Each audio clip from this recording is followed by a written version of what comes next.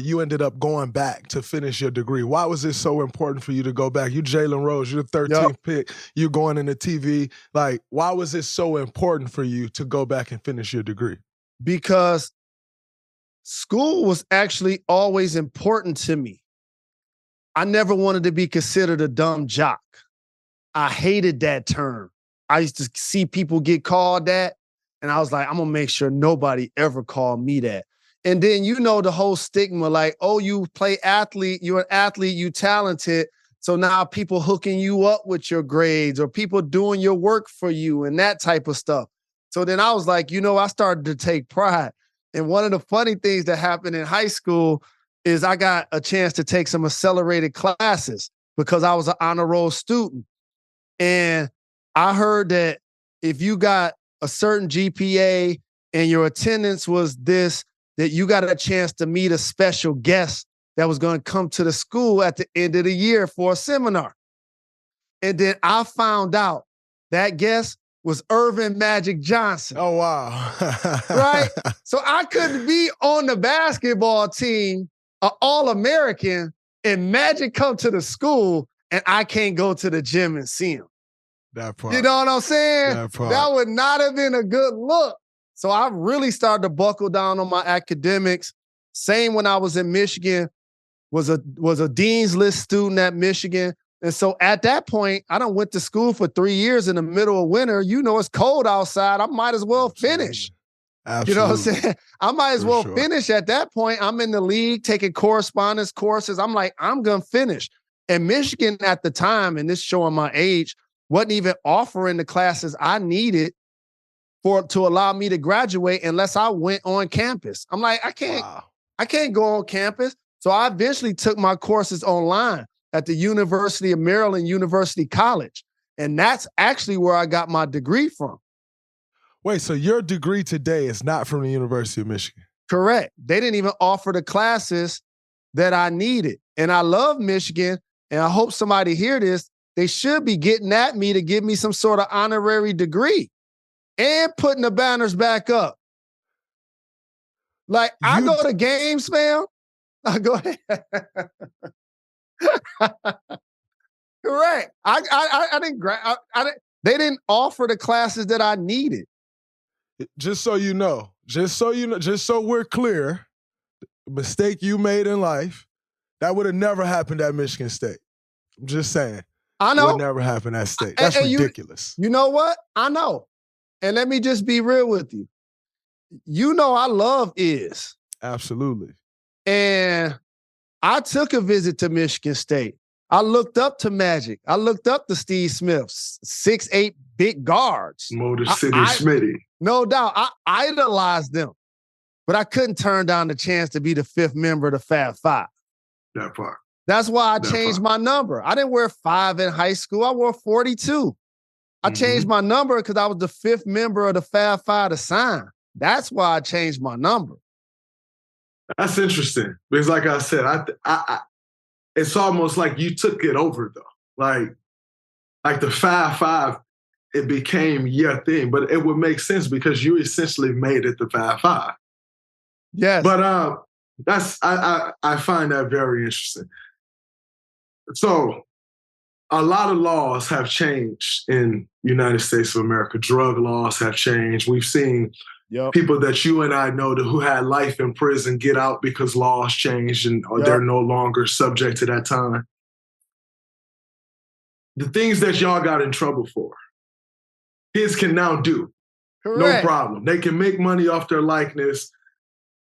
They got endorsement deals. There's kids in college making $1 million a year, which I'm happy about. Like, get your money. It's great. I want to talk to you about the NIL too. But now that making money is legal in college, why hasn't those banners gone back up? If you're being punished, as I was thinking about this about you guys, the Fab Five, I was thinking about this about Reggie Bush. Like, these are y'all worked to become the Fab Five and accomplish what y'all accomplished. Reggie Bush worked, and it got snatched away because some poor kids needed some money. Now that those laws have changed, why haven't all of those banners gone back up? So, and by the way, that's a Michigan thing at that point, not an NCAA thing. because they can do it right now. Just like UMass did it for Coach Cal, and Memphis did, just like Maurice Clarett at Ohio State. They could do it right now. For whatever reason, it just hasn't happened. And now that Juwan's leading the program, I have faith that it will happen. But to be honest, I probably shouldn't say this, but it's true. Since we didn't win it, I don't really care about those banners. I feel like it should be one banner with all of our numbers on it, or like retire our numbers, or like give us a statue or something, like truly immortalize what we've done. And when you talk about what we got disciplined for, let me tell you what's crazy.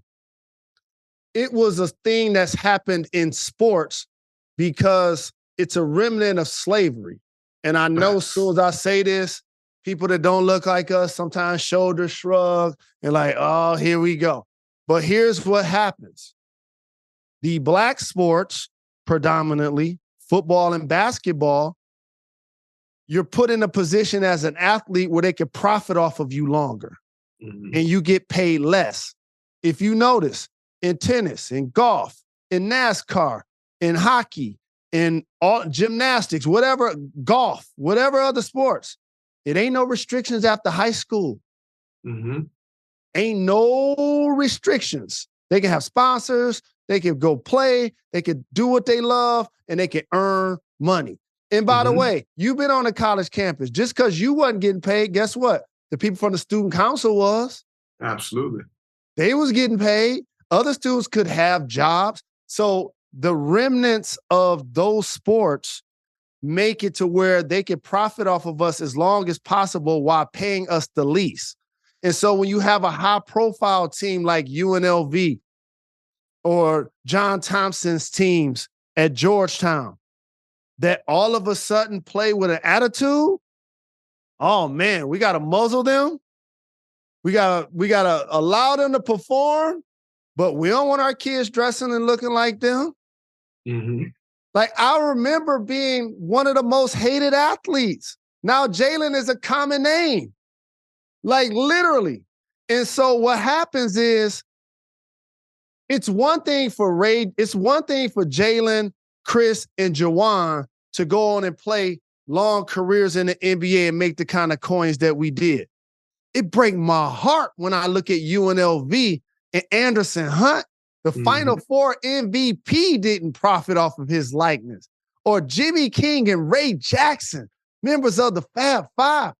Huaraches were a shoe that we popularized. We popularized black socks. They didn't even sell black socks at the mall. Imagine if we had the trademark for long shorts. Yeah. Imagine if we had the trademark for Fab Five then. You see what I'm saying? And so with all of that taking place, it just hurts me that those gentlemen ain't able to profit off of what blood, sweat, and tears that they've been able to do.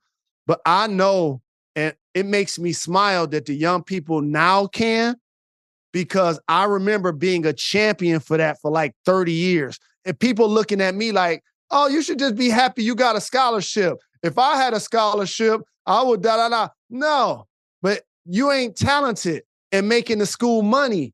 And therefore, they're profiting off of you and selling your jersey and selling tickets and doing all of that and making money off the shoe company. You know this. You sign a letter of intent.